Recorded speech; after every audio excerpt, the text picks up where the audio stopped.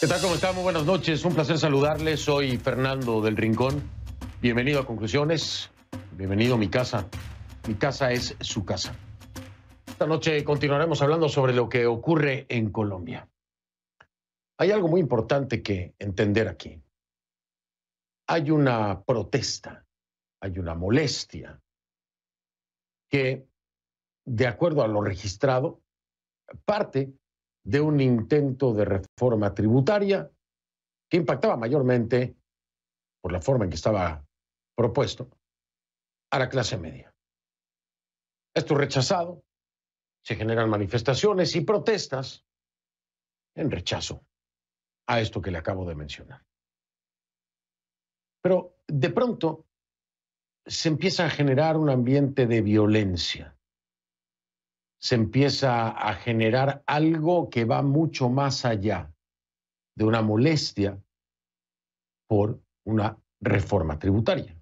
Y esto se comprueba claramente cuando esa reforma tributaria, ese proyecto de reforma tributaria, es retirado a petición del propio presidente Iván Duque. No solo eso, el ministro de Hacienda, el ministro Carrasquilla, también presenta su renuncia. Ahí no paran las cosas para la protesta y para la manifestación. ¿Por qué? Porque hay muchas otras peticiones, exigencias y hartazgo pendientes, que vienen desde las protestas y marchas anteriores, si usted recuerda, que fueron suspendidas prácticamente por la pandemia. Una lista importante de pendientes que le exigen al gobierno del presidente Duque se resuelvan ya. Quien hoy no quiere entender que aquí lo que hay es una acumulación de temas pendientes que no han sido resueltos para los colombianos y las colombianas. No entiende lo que está pasando en Colombia. Enfocarse solamente en el tema de una reforma tributaria que hoy se va a cambiar y se está buscando el consenso y se ha llamado un diálogo, entender que solo por eso es no entender nada. Hay muchos otros temas en la mesa, hay muchas otras exigencias. Y una particular es el tema del SMAT, estos escuadrones de seguridad, estos grupos especiales que hay en Colombia, que también son una exigencia pendiente por parte de los manifestantes para el gobierno de Duque. La petición, desaparecerlos.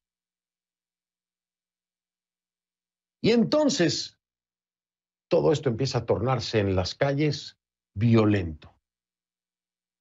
Violento con denuncias de abuso policial, con denuncias de uso letal de la fuerza, de abuso de la misma por parte de las fuerzas de seguridad.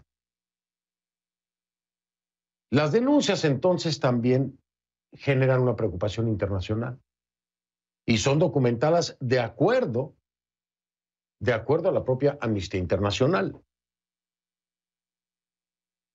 Esto no se puede desechar. Esto se tiene que atender. Esto no se puede minimizar. No se puede reprimir.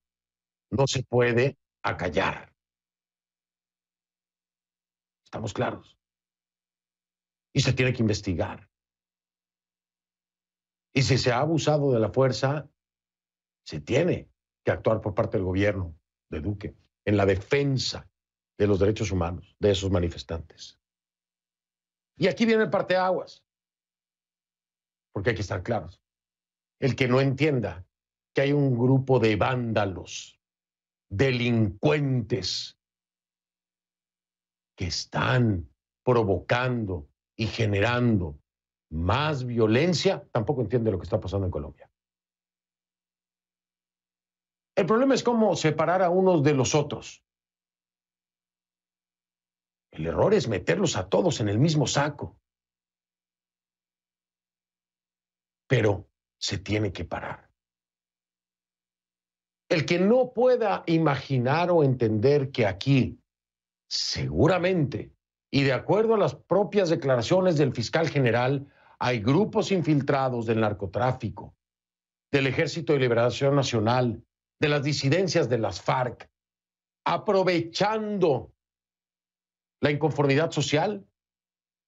No sabe lo que pasa en Colombia.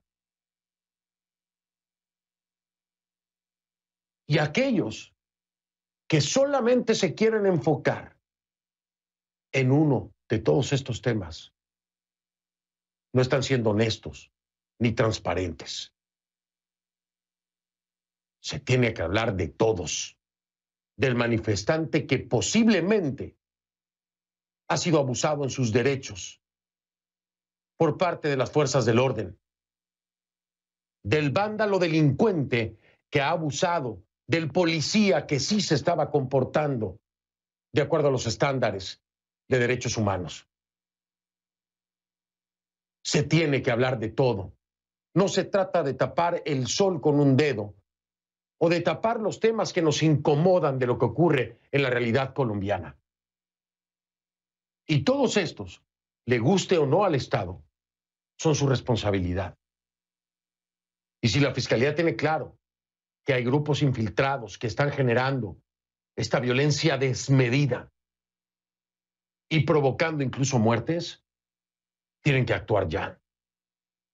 Y si hay pruebas contundentes de que se ha abusado de la fuerza por parte de las fuerzas de seguridad, se tiene que actuar ya. Y a todos niveles se tiene que entender ya que esta inconformidad social no es solamente por una reforma tributaria. El que no lo quiera entender, no entiende lo que está pasando en Colombia.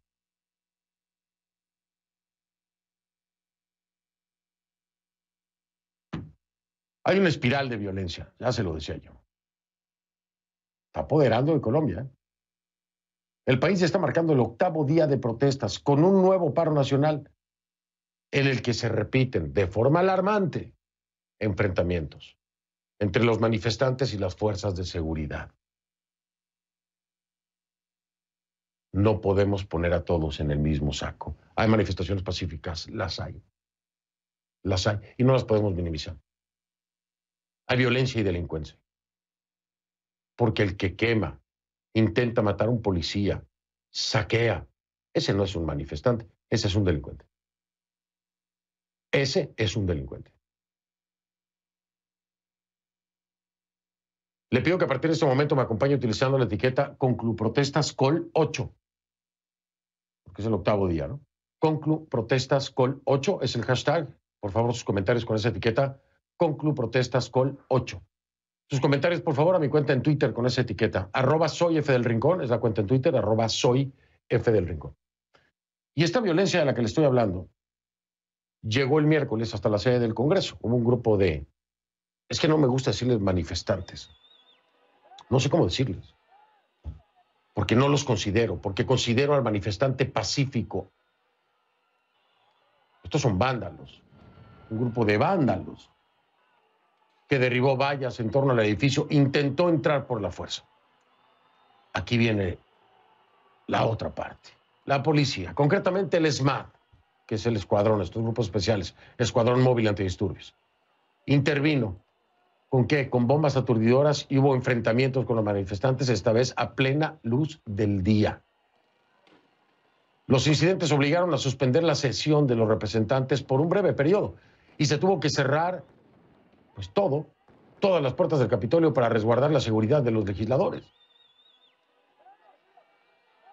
Ahora, como ven, los pedidos del presidente Iván Duque, pues no se han escuchado. Duque pidió paz, convocó a un gran diálogo nacional. ¿Cuál es la respuesta? Más violencia. Más violencia. Este miércoles, precisamente, el día de hoy, el mandatario denunció que detrás de la protesta legítima se esconden organizaciones criminales. Ya lo había dicho el fiscal, ahora lo dice el presidente Duque. Qué bueno que se reconozca la protesta legítima. Qué bueno que sepan que son organizaciones criminales. Hay que pararlas ya. Dicen que buscan desestabilizar a la sociedad. Yo le corrijo aquí con todo respeto, presidente Duque. No buscan, ya desestabilizaron a la sociedad. Ya lo hicieron, no buscan, ya lo lograron. Aquí están claros. Bueno, ¿qué fue lo que dijo el presidente Duque? Anunció entonces una estrategia nacional conjunta contra el vandalismo. Escucha. Nos duelen todas las vidas de aquellos que han sido víctimas de la violencia de estos días.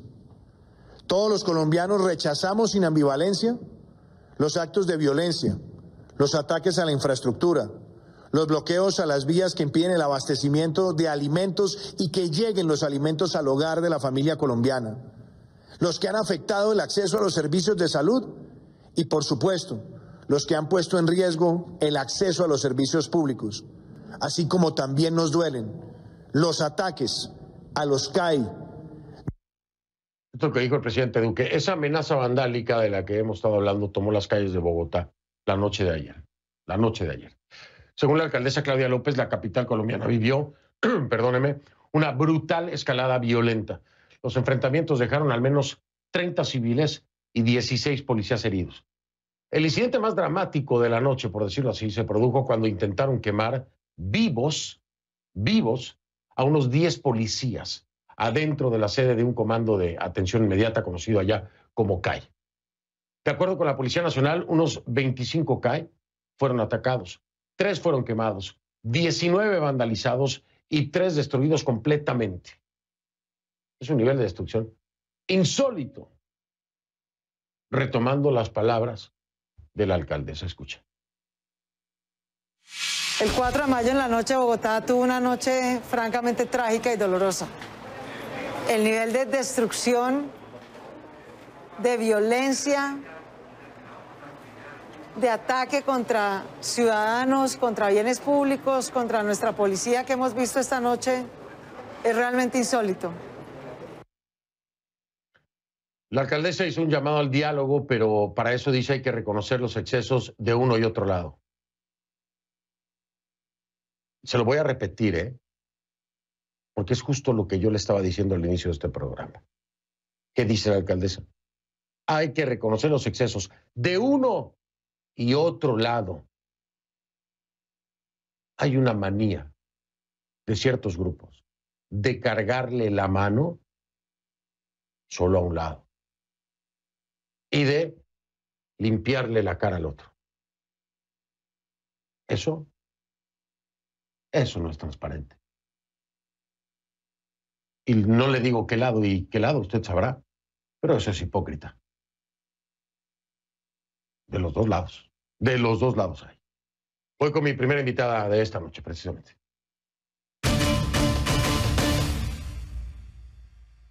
Le doy la bienvenida a Claudia López, alcaldesa de Bogotá. Me da mucho gusto y además agradezco porque sé que ha tenido un día de lo más ajetreado. Alcaldesa, ¿cómo está? Buenas noches.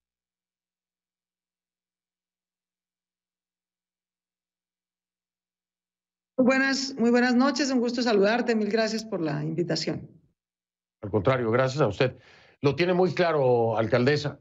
Hay que reconocer los abusos de un lado y del otro, ¿correcto? O las fallas de un lado y del otro.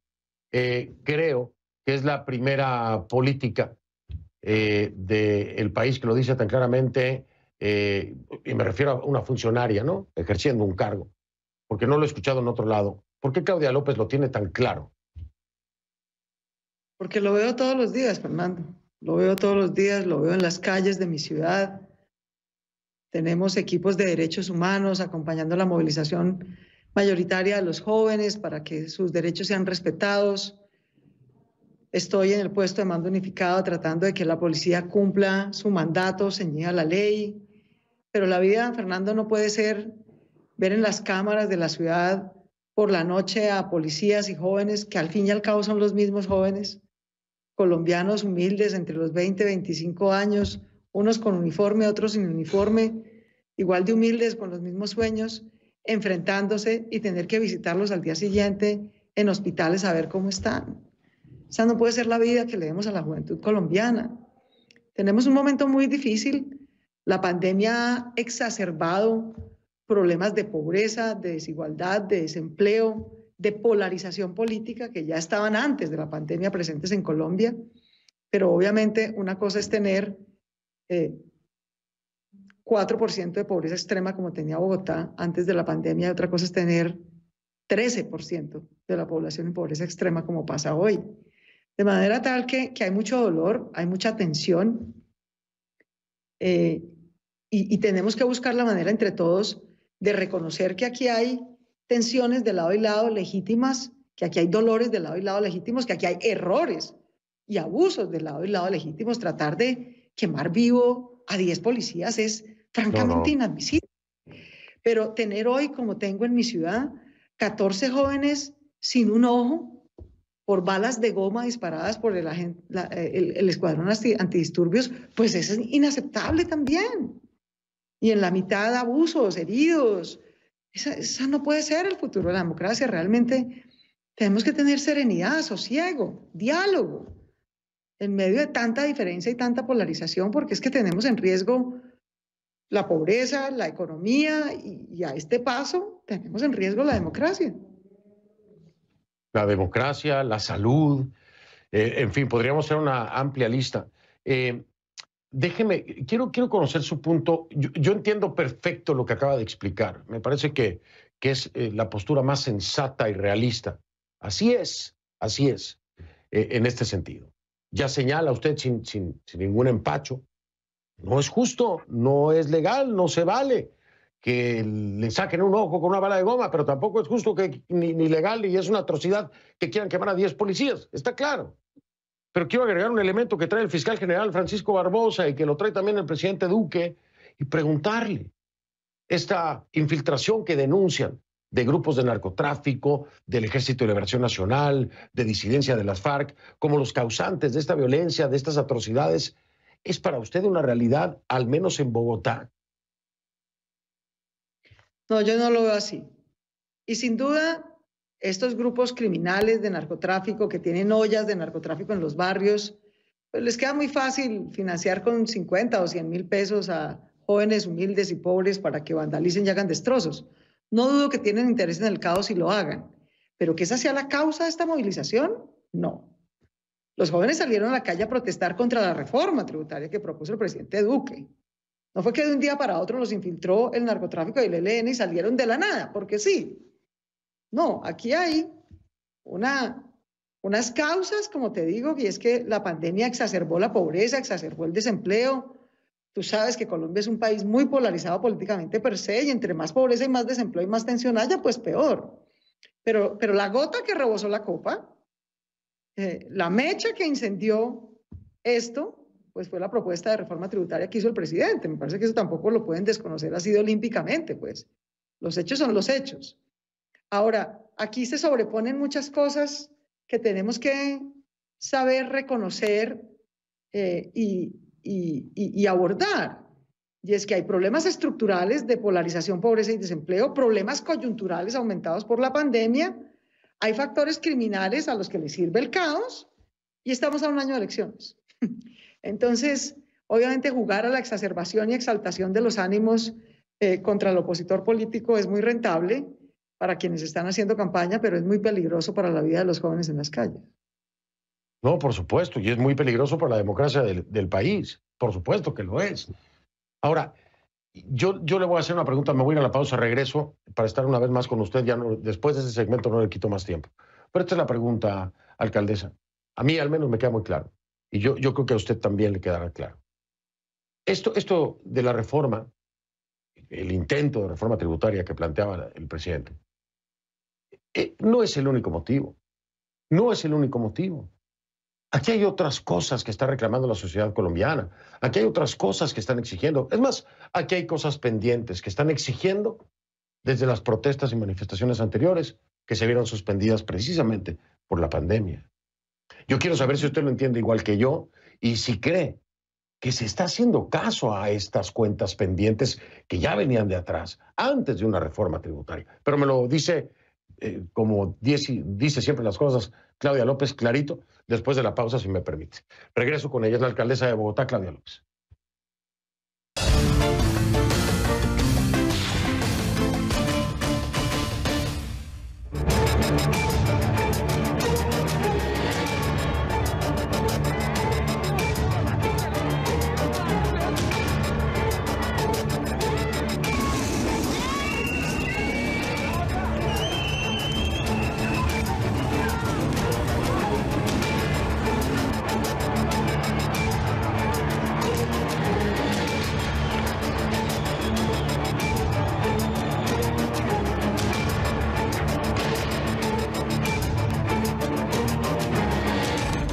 Estas son las imágenes de lo que ocurría precisamente en Bogotá ayer por la noche.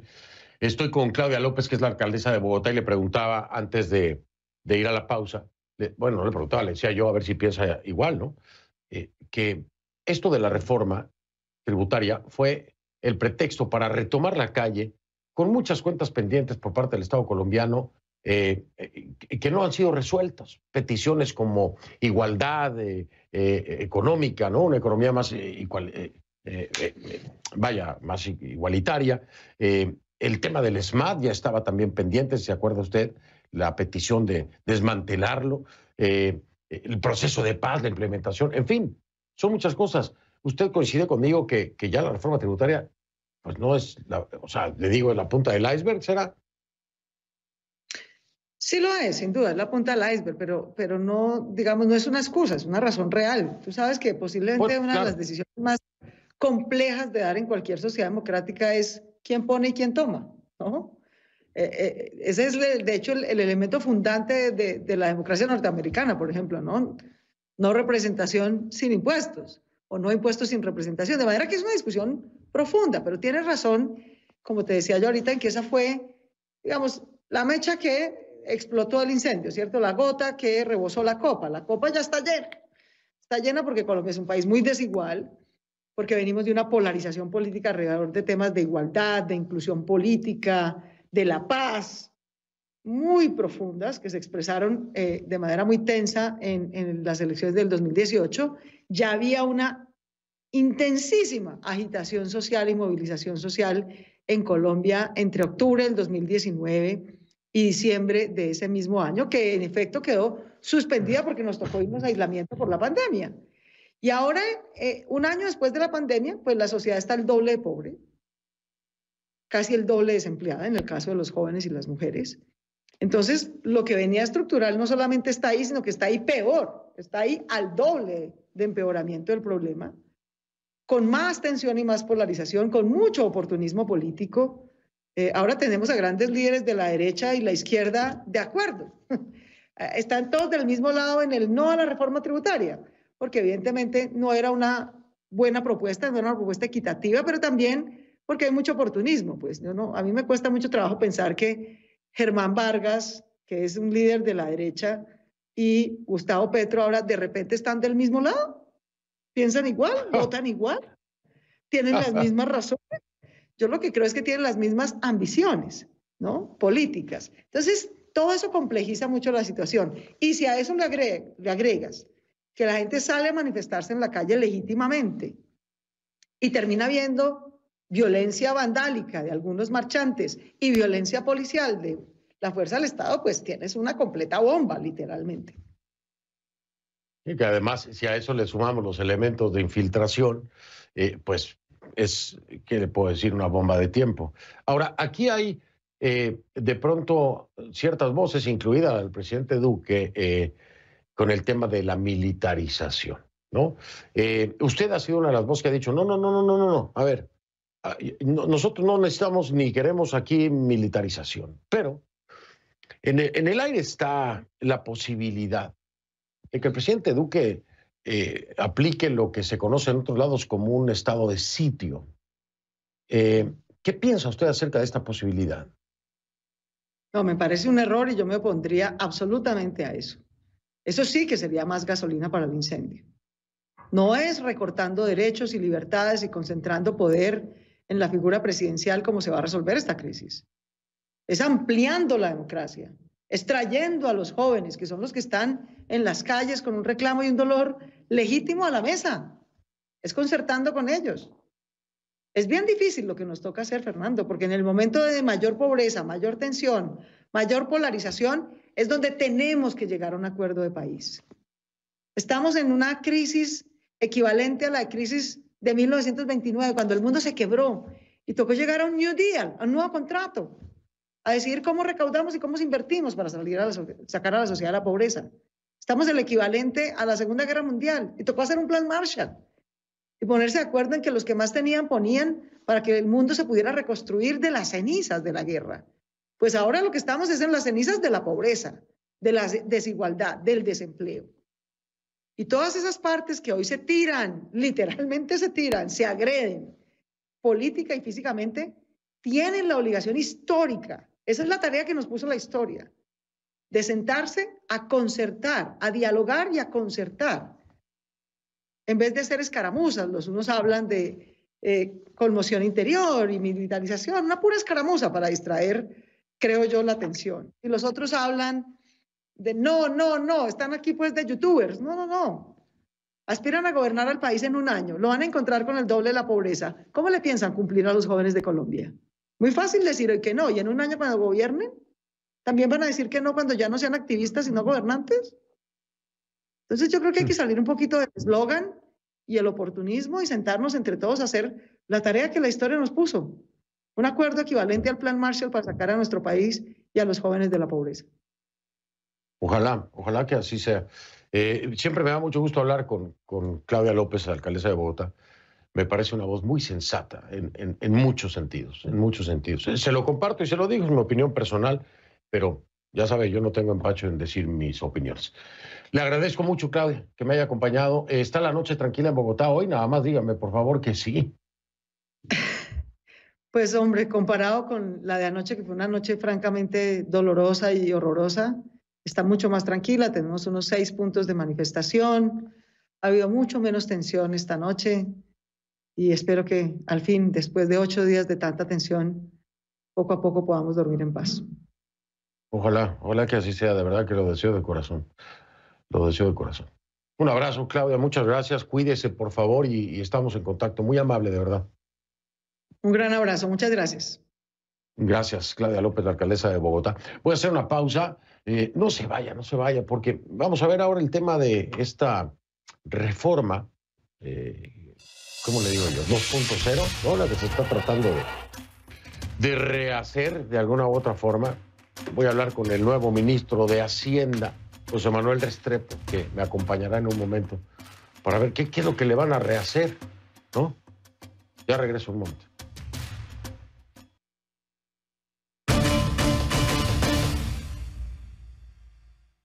A ver, esto fue, vamos a decirlo así, lo de la reforma tributaria, ¿no? Si pensamos en los programas sociales, el endeudamiento del país, etcétera, ¿pudiéramos verlo como un proyecto de ley con buenas intenciones? Pregunto, ¿no? Podría ser, vamos a suponer que sí.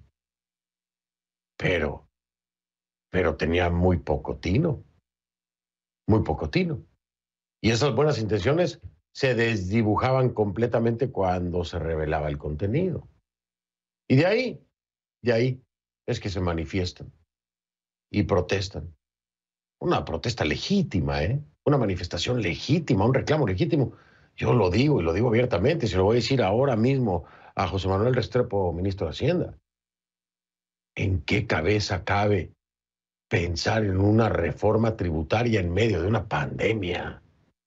¿En qué cabeza? Cuando la gente no tiene plata. Y además, enfocada concretamente, porque eso era el resultado de su proyecto de ley, para pegarle a la clase media. Hay que estar loco para hacer eso. Loco. Bueno, y entonces vienen las manifestaciones y después, desgraciadamente, la violencia. Manifestantes que salen a la calle pacíficamente, le digo, a protestar legítimamente. ¿Contra qué? Contra esto que era la ley de solidaridad sostenible. Traducción, reforma tributaria. Necesaria, dice el gobierno. Pero bueno, le digo, inoportuna completamente, de locos además. La clase media, el país, todo el mundo está golpeado en este momento con el tema de la pandemia. La clase media en Colombia más, ¿no? Y por esas razones muy claras, la principal fuente de recaudación de la reforma venía de los impuestos a las personas físicas. La segunda fuente de ingreso del IVA. Es decir, un agujero enorme para el bolsillo de muchos colombianos en plena crisis de la pandemia. Le voy a poner ejemplos. Esta reforma proponía, entre muchas otras cosas, que una serie de artículos o bienes básicos pasaran de estar exentos a pagar un 19% de IVA, el caso del gas natural y la energía eléctrica. Los servicios públicos para algunos estratos o los servicios funerarios. Por otro lado, artículos como la gasolina y el diésel pasaban de pagar de un 5% de IVA a un 19%. ¿Cuál es la consecuencia de que los combustibles suban? Sube toda la cadena de distribución de cualquier artículo, por el amor de Dios. Si usted sube el diésel o la gasolina, es la cadena de distribución, son los combustibles que usan los transportes para llevar la comida, el pollo, la leche, que sube el precio de cada uno para poder enfrentar este 19% que tenía como propuesta. Ante la presión que ejercieron los manifestantes, el gobierno retira el proyecto. El ministro de Hacienda, ahora exministro Alberto Carrasquilla, renuncia. Pero miles de colombianos siguen en las calles. ¿Por qué? Hay otras cuentas pendientes. Pero mientras tanto, el enfoque concreto del gobierno es otra reforma tributaria. Eso es lo que quieren ver ahora como inmediato. Pero les recuerdo, 2019, ahí había un montón de cosas pendientes más que no se han atendido y que son parte de esta molestia, y esta protesta y esta manifestación. Y se tiene que agendar, y se tiene que hablar, y se tiene que poner sobre la mesa. Y no se puede olvidar, porque si se olvida y no se pone sobre la mesa y no se habla, esto tristemente va a continuar.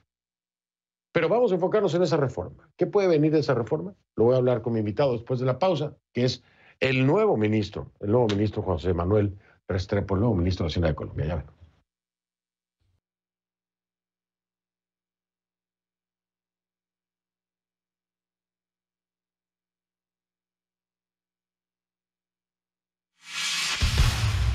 Le doy la bienvenida al nuevo ministro de Hacienda, José Manuel Restrepo, que me acompaña desde Bogotá, Colombia, vía telefónica, porque no pudimos establecer contacto con video, pero le agradezco. ¿Cómo está, ministro? Buenas noches. Muy buenas noches, Fernando. Un saludo muy especial a usted y a todos los que están asistiendo a este programa. Qué amable. Oiga, de entrada quiero preguntarle, para usted, estoy retomando sus palabras, pero lo quiero interpretar así, esta iniciativa que se había presentado, este proyecto, ¿era insensato o irracional? ¿Dónde lo pondrían? Yo, Fernando, soy de la teoría que uno no gobierna en una institución ni una organización con espejo retrovisor. A mí lo que me importa es construir de aquí en adelante. Yo creo que el proyecto se había construido con un rigor desde lo técnico, a tal punto incluso que ha sido reconocido con muchos actores del mundo de la economía muy destacados.